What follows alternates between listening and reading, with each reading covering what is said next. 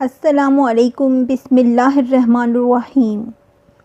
مجھے میری بیوی روز دوسری شادی کرنے کا کہتی، حالانکہ اس میں کوئی کمی نہ تھی۔ بھلا کوئی عورت بغیر کسی وجہ سے اپنے شوہر سے ایسی بات کرتی ہے؟ میرا نام یوسف ہے۔ میں ایک نارمل شکل و صورت کا انسان ہوں، مگر میری بیوی مریم بہت ہی زیادہ خوبصورت ہے۔ 2 سال پہلے ہی ہماری شادی ہوئی تھی اور ہم دونوں ایک دوسرے کے ساتھ بہت ہی زیادہ خوش تھے۔ ہنسی خوشی ہماری زندگی اچھی بھلی گزر رہی تھی۔ ایک دن جب میں گھر آیا تو مریم کسی لڑکی کے ساتھ ڈرائنگ روم میں بیٹھی ہوئی باتیں کر رہی تھی۔ اس لڑکی کو میں نے پہلی بار اپنے گھر میں دیکھا تھا۔ لڑکی اس قدر خوبصورت تھی کہ میں اس میں کھو سا گیا۔ ویسے بھی میں تھوڑا دل پھینک واقع ہوا تھا۔ اکثر خوبصورت عورتوں کو تاڑتا میری بیوی مریم میری اس عادت سے اچھی طرح واقف تھی۔ اکثر مردوں کی یہ عادت ہوتی ہے، اس وجہ سے مریم مجھے کچھ نہ کہتی۔ میں ڈرائنگ روم میں کھڑا اس لڑکی کو گھورے جا رہا تھا۔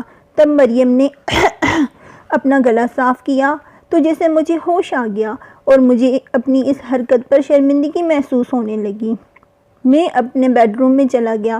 تقریباً 1 گھنٹے کے بعد مریم بھی اس لڑکی کو رخصت کر کے کمرے میں آ گئی اور مجھے بتانے لگی کہ یہ میری دوست نور ہے، اور اچانک سے اس نے ایک ایسی بات کی کہ میں حیران رہ گیا۔ یوسف، آپ نور سے شادی کر لیں۔ میں ایک دم سے چونکا، مگر پھر سنبھل گیا اور سمجھ گیا کہ اس نے میری آنکھوں میں نور کے لیے پسندیدگی دیکھ لی ہے، اسی وجہ سے وہ مجھے آزما رہی ہے۔ میں نے اسے کہا کہ میں تم سے بہت محبت کرتا ہوں اور مجھے دوسری شادی نہیں کرنی، مگر وہ بضد تھی کہ میں دوسری شادی کر لوں، مگر میں نے اسے منع کر دیا اور بات وہیں پر ختم ہو گئی۔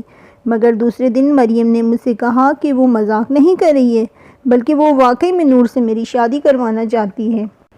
میں دل پھینک ضرور تھا، مگر میں دوسری شادی کا سوچ بھی نہیں سکتا تھا۔ یہ دل پھینکی تو بس یوں ہی ایک دل لگی تھی۔ انسان ایک بیوی کو اچھے طریقے سے خوش رکھ پائے، آج کل کے دور میں اتنا ہی کافی ہے۔ دوسری شادی کر کے میں اپنی اچھی بھلی زندگی کو جہنم نہیں بنانا چاہتا تھا، مگر مریم کی ضد تھی کہ بڑھتی ہی جا رہی تھی۔ اس نے صبح شام دوسری شادی کی رٹ لگائی ہوئی تھی۔ وہ ہر وقت میرے سامنے نور کے قصیدے پڑھا کرتی۔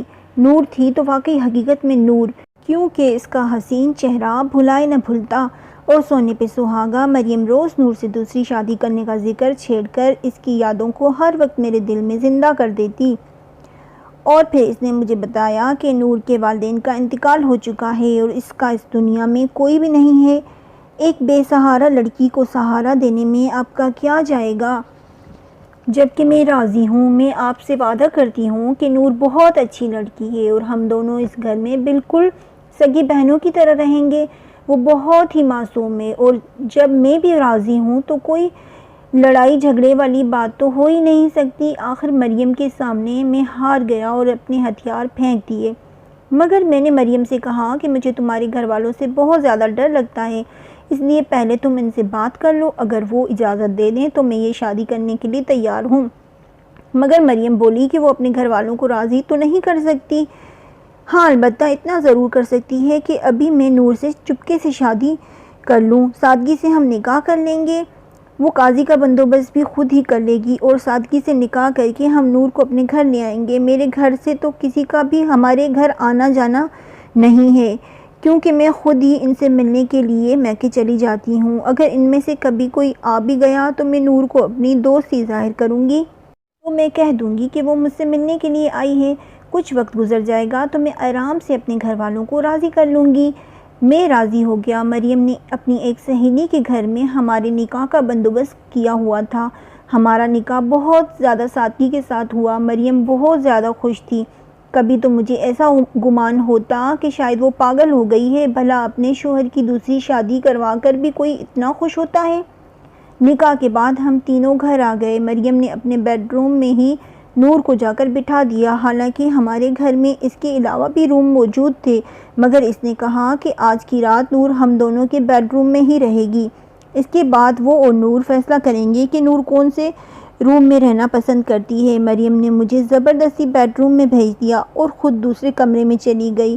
میں نور کو پا کر بہت ہی زیادہ خوش تھا۔ مجھے اپنی خوش بختی پر یقین نہیں ہوتا تھا کہ مریم اور نور دونوں ہی کس قدر حسین بیویاں ملی ہیں مجھے، حالانکہ میں معمولی سی شکل و صورت کا انسان تھا۔ ابھی مجھے بیڈ روم میں آئے گھنٹہ بھر بھی نہ ہوا تھا کہ باہر سے بہت زیادہ شور کی آوازیں آنے لگیں، جیسے کوئی چلا رہا ہو۔ میں نے نور سے کہا کہ وہ یہیں بیٹھے، میں باہر جا کر دیکھتا ہوں کہ کون ہے۔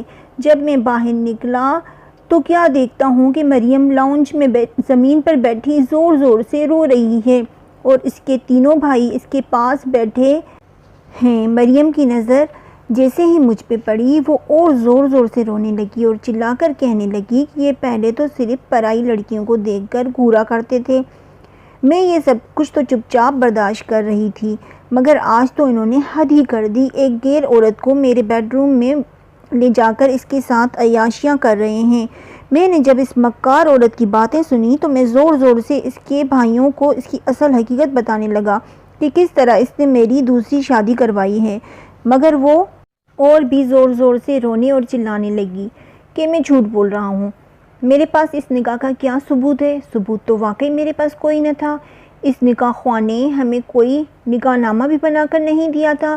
مریم بولی کہ چلیں ہم اس کی بات مان بھی لیں تو اسے کہیں کہ وہ نور کو طلاق دے دے، کیونکہ اس گھر میں یا تو وہ رہے گی یا پھر میں نے کہا میں نور کو ہرگز طلاق نہیں دوں گا، نور تو معصوم تھی، اس نے میرے ساتھ کوئی دھوکہ نہیں کیا تھا، پھر بھلا میں اس دھوکے باز لڑکی کے لیے اس معصوم کو کیوں چھوڑوں؟ وہ بولی کہ اگر اسے نہیں چھوڑ سکتے تو مجھے اسی وقت طلاق دے دو۔ میں نے اسے اسی وقت طلاق دے دی اور وہ اپنے بھائیوں کے ساتھ چلی گئی۔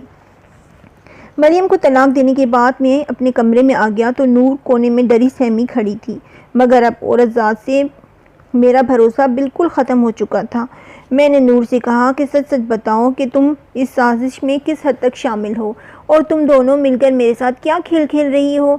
وہ قسمیں کھانے لگی کہ اسے کچھ بھی پتہ نہیں ہے، مگر عورتوں پر سے میرا یقین بالکل ختم ہو گیا تھا۔ میں اسی وقت گھر سے باہر نکل گیا۔ وہ ساری رات میں نے گھر سے باہر ہی گزاری۔ صبح جب میں گھر گیا تو گھر جا کر ایک کمرے میں لاک لگا کر سو گیا، کیونکہ رات بھر کا جاگا ہوا تھا۔ 4 گھنٹے کی نیند کے بعد جب میں اٹھا تو خود کو بہت ہی زیادہ ہلکا پھلکا محسوس کر رہا تھا۔ میں کمرے سے باہر آ گیا، بھوک بھی بہت ہی زیادہ لگ رہی تھی۔ جیسے ہی باہر آیا نور ڈری سہمی باہر ہی بیٹھی ہوئی تھی۔ حالانکہ میرا عورتوں پر سے اعتماد بالکل ختم ہو چکا تھا، مگر نور کے معصوم چہرے پر جب میری نظر پڑی تو دل نے کہا کہ کسی اور کی گناہ کی سزا اس معصوم کو نہیں ملنی چاہیے۔ میں نے نور سے کہا کہ مجھے سنبھلنے کے لیے تھوڑا وقت چاہیے۔ نور نے کہا کہ وہ مجھ سے سچی محبت کرتی ہے اور وہ میری واپسی کا ساری زندگی انتظار کر سکتی ہے۔ میں نے نور سے کھانا لانے کو کہا، کھانا کھایا اور پھر سے دوسرے کمرے میں جا کر سو گیا۔ زندگی ایسے ہی گزر رہی تھی۔ مریم کی اس حرکت کے بعد مجھے عورت ذات سے جیسے نفرت سی ہو گئی تھی۔ میں نور پر شک کرنے لگا کہ جیسے وہ میرے پیچھے کسی کو گھر پر بلاتی ہے، اس لیے میں نے اس کی جاسوسی کرنا شروع کر دیا۔ ایک دن میں شام میں جلدی ہی گھر آ گیا۔ گھر کے دروازے پر ہی مجھے ایسے لگا کہ جیسے نور کے علاوہ گھر میں کوئی اور بھی موجود ہے۔ میں نے دروازہ کھٹکھٹایا تو نور نے ہی دروازہ کھولا اور مجھے دیکھ کر وہ ایک دم سے گھبرا گئی اور بولی کہ آج آپ اتنی جلدی گھر آ گئے؟ میں نے کہا کہ کیا نہیں آنا چاہیے تھا؟ وہ ایک دم سنبھل کر بولی کہ نہیں، میں نے ایسا تو نہیں کہا۔ میں ایک دم سے گھر میں داخل ہو گیا تو میں نے دیکھا کہ سامنے صوفے پر ایک بزرگ عورت اور مرد بیٹھے آپس میں باتیں کر رہے ہیں۔ میں نے نور سے پوچھا کہ یہ دونوں کون ہیں؟ نور بولی کہ یہ ضرورت مند ہیں اور میں نے آج سے انہیں اپنے پاس کام پر رکھ لیا ہے۔ یہ کہتے ہوئے نور کی آنکھوں میں آنسو تھے۔ میں سمجھ گیا کہ ضرور نور کا ان سے کوئی رشتہ ہے۔ میں نے نور سے کہا سچ سچ بتاؤ کہ تمہارا ان سے کیا تعلق ہے؟ نور نے روتے ہوئے بتایا کہ یہ دونوں اس کے والدین ہیں۔ اس کے بعد نور نے جو کہانی مجھے بتائی، اسے سننے کے بعد تو میرا دل کرتا تھا کہ میں مریم جیسی بد کردار عورت کو قتل ہی کر دوں۔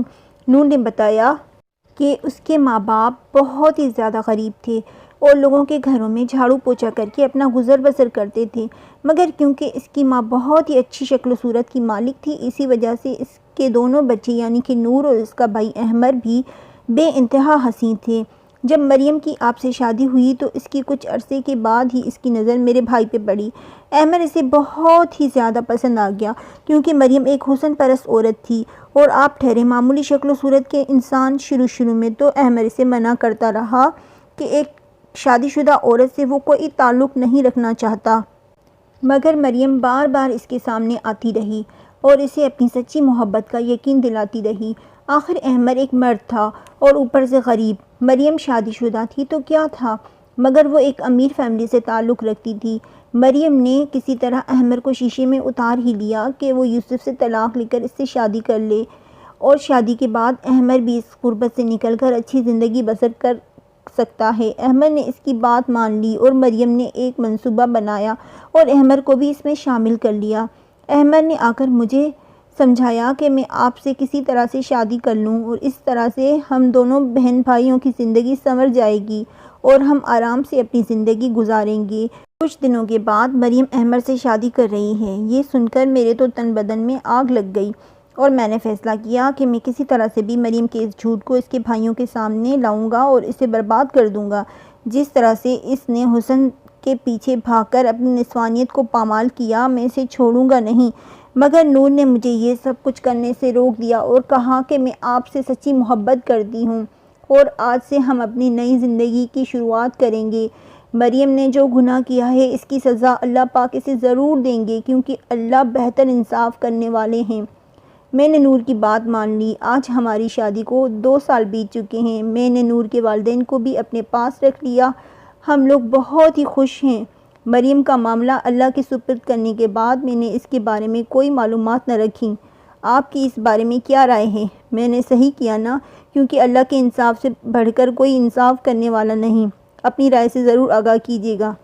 اگر آپ کو یہ کہانی پسند آئی ہو تو اسے لائک اور شیئر ضرور کیجیے، اور اگر ایسی ہی سچی کہانیاں سننا چاہتے ہیں تو چینل سچی اردو کہانیوں کو سبسکرائب کیجیے اور ساتھ میں بیل آئیکن کو پریس کیجیے۔ اللہ حافظ۔